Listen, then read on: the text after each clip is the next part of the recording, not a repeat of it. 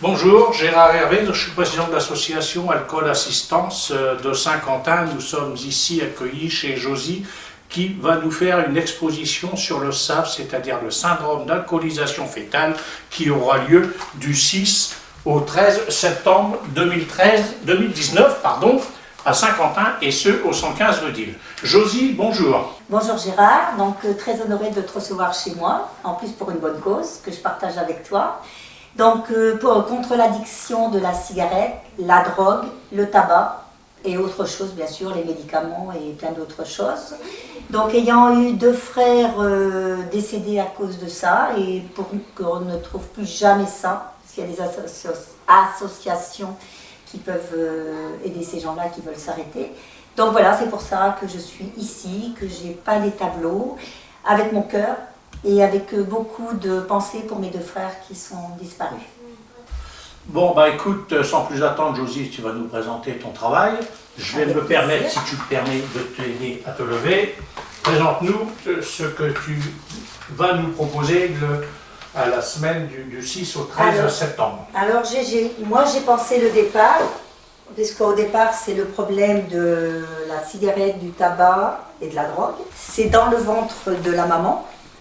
Donc voilà, je pense que ce tableau, il est simple, mais il en dit long. Qu'est-ce que tu en penses? Très beau.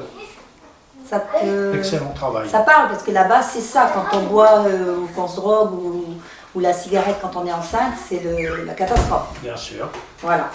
Donc, une autre peinture que je voudrais te montrer.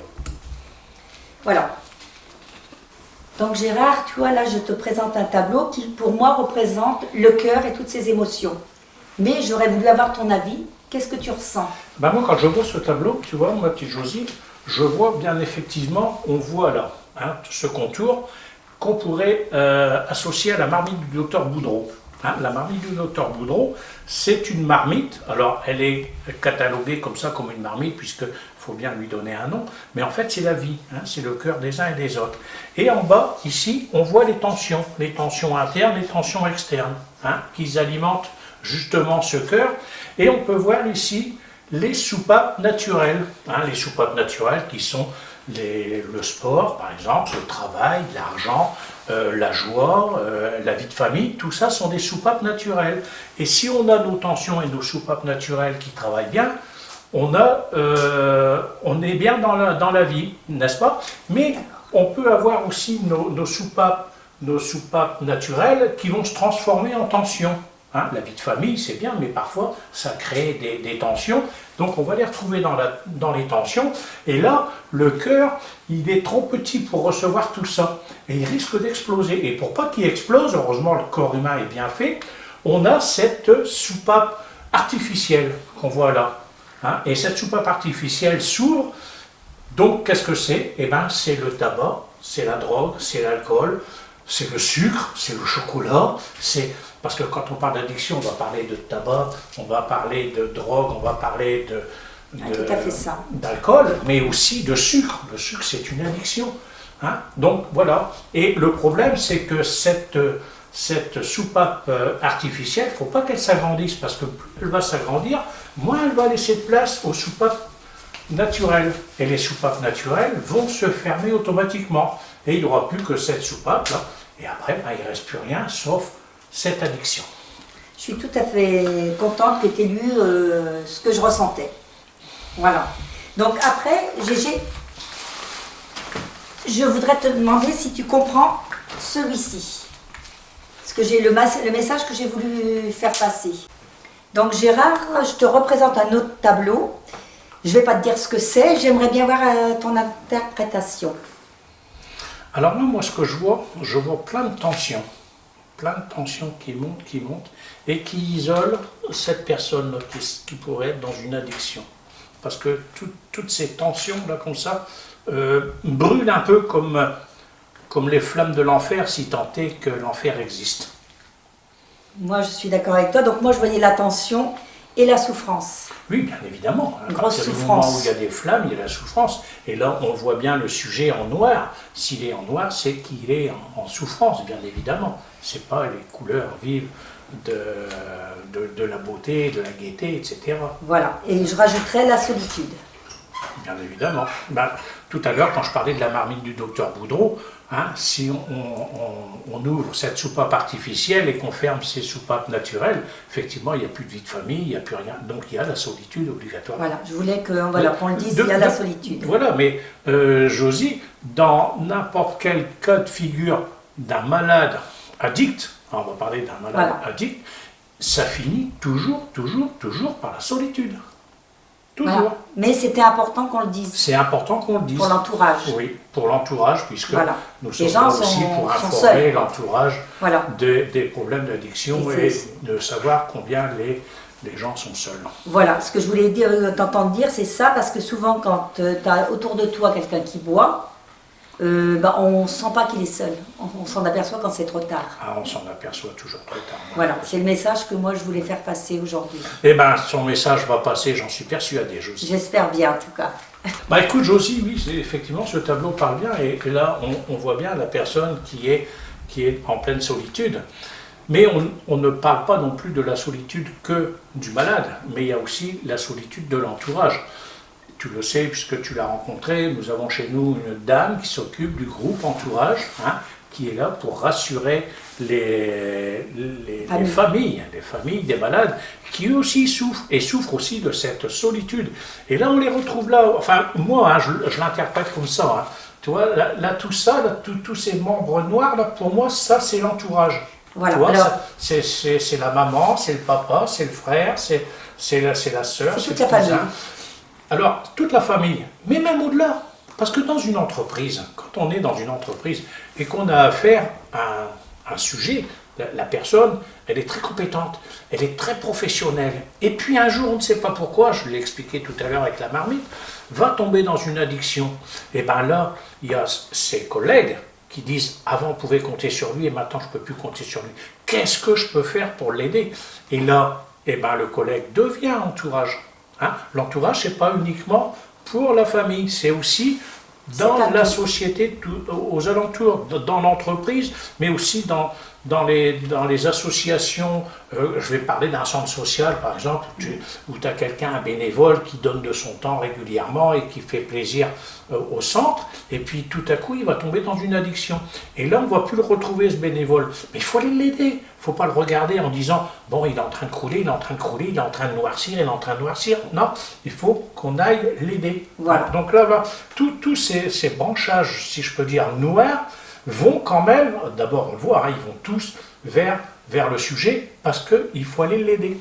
D'accord. Alors quand j'ai fait des peintures, Gérard, j'ai pensé à l'entourage, que ça soit familial, ami ou tout, ou connaissance.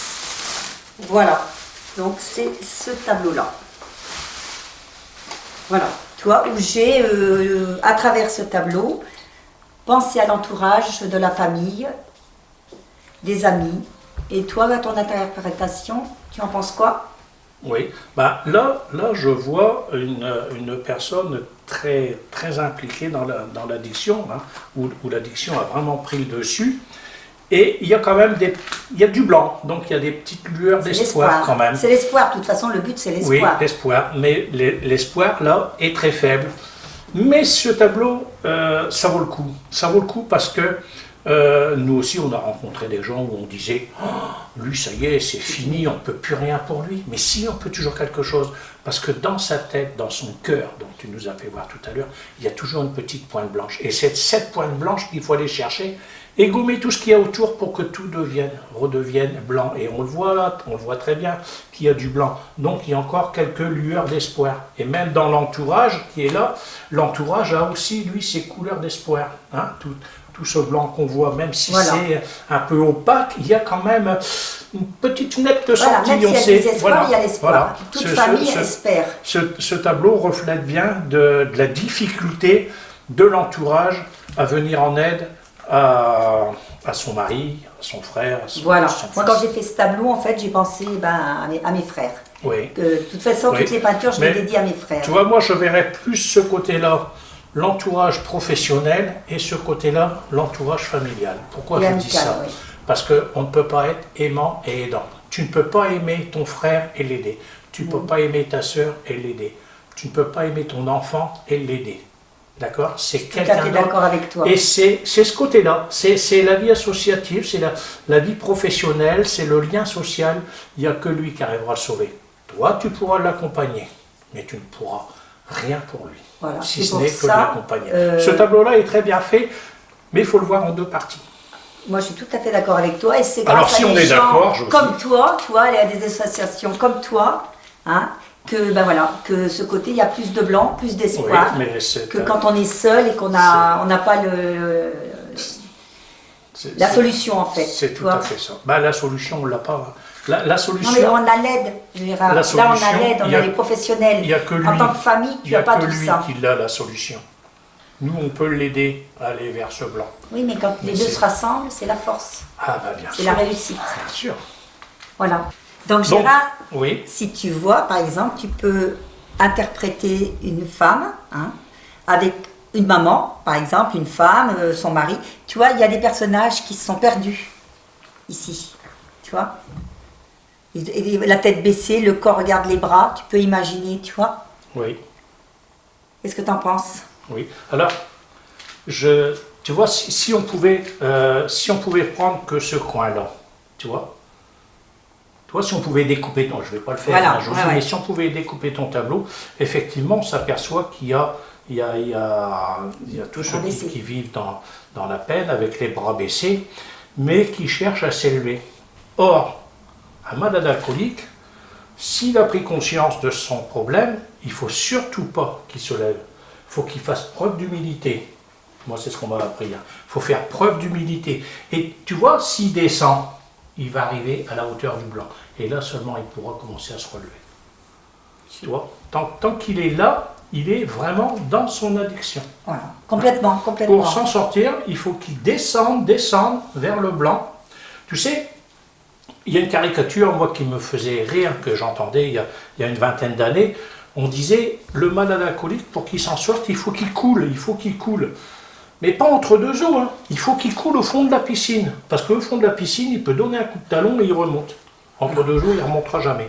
Donc voilà, il faut qu'il descende en humilité au maximum. Et là, il commence à revoir le blanc et chou, il pourra remonter. Regarde ces flèches là. Ces flèches disent. Tu vois, et voilà. regarde là, tu peux imaginer là un homme avec sa main qui demande de l'aide. Oui. Parce Oui, que quelquefois ils demandent, mais ils ne savent pas comment demander de l'aide. oui. Ben, il faut demander de l'aide. Et tu sais, quand ça nous arrive, nous, de rencontrer des gens qui sont en difficulté avec l'alcool, mais qui ne savent pas trop. Ils tendent la main, mais Voilà, tu vois, il savent tend pas la trop. main, mais il ne sait pas, Et nous, comment demander qu'est-ce de qu'on l'aide. leur Il dit? est au On leur secours. dit, ben, aide-moi à t'aider. Aide-moi à t'aider. Voilà. Parce que s'il ne nous aide Voilà. pas, nous, on ne peut pas l'aider. Faut qu'il Oui, nous c'est aide un à l'aider. langage, c'est un dialogue, c'est des échanges, Voilà. c'est plein de choses. Hein. C'est plein de choses. Voilà. Donc Gérard, on a vu celui-ci. Oui. Mais le danger, quand on veut arrêter de boire, fumer ou de se droguer ou autre, il y a des problèmes. Bien évidemment. Donc je voudrais... Et si tu peux me dire ce qu'il en est, comment tu le vois?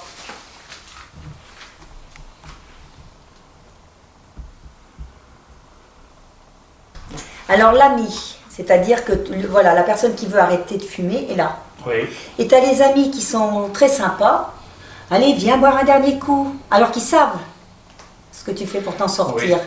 Donc, quelquefois, les amis, c'est bien. Et malheureusement, c'est reconnu qu'il y a des amis, ben, c'est l'inverse. Alors tout à l'heure, je vais revenir encore à ma marmite du docteur Boudreau, puisque tout est autour de cette marmite. Je parlais des tensions. Et en fait, les amis, hein, le lien social, peut devenir une tension. Hein.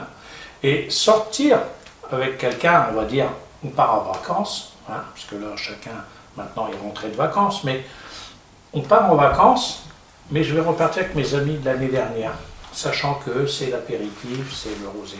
Comment je fais? Je participe avec eux, je participe en disant attention, je ne bois pas d'alcool, mais si je ne bois pas d'alcool, il faut que je leur explique pourquoi. Hein, et il faut que je leur explique aussi que je ne suis plus capable de boire un seul verre d'alcool. Voilà, il faut que tu sois fier de leur dire. Oui, il faut être fier de le dire, mais ça reste un problème. Non, il y a faut de l'alcool, il y a des apéritifs sans alcool. Il y a des Oui. vins sans alcool. Il y Mais a moi, des je ne verres te sans parle pas, alcool. là, je ne te parle pas du produit, Josie. Je te parle de la compréhension des gens. Il y a des gens qui sont capables de boire 2 verres d'apéritif et de s'arrêter. Et moi, je ne suis plus capable. Je suis là, je ne suis plus capable. Et qu'est-ce que je fais là? Je cherche à fuir. Voilà. Je vais fuir ces gens.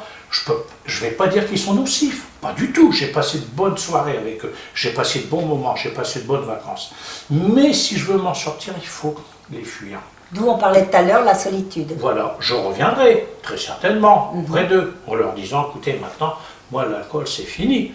On peut aussi passer une soirée où les gens consomment de l'alcool et nous on n'en consomme pas. Mais ça, il faut un certain temps. Hein, ça ne se fait pas au bout de 15 jours. Il ne faut pas croire qu'on sort de cure et on dit à ses copains, t'inquiète pas, on peut aller au restaurant, tu peux boire ce que tu veux. Moi je C'est un combat tous les jours. C'est un combat tous les jours. Ça, il faut plusieurs mois. Au moins 1 an. Pourquoi 1 an? Parce que, on a parlé de vacances, je ne peux pas partir en vacances avec eux, mais on va avoir la rentrée, hein, le pot de rentrée, ça se fait dans les entreprises, et puis on va avoir Noël, on va avoir Saint-Éloi avant pour ceux qui travaillent dans les entreprises, où on avait l'habitude.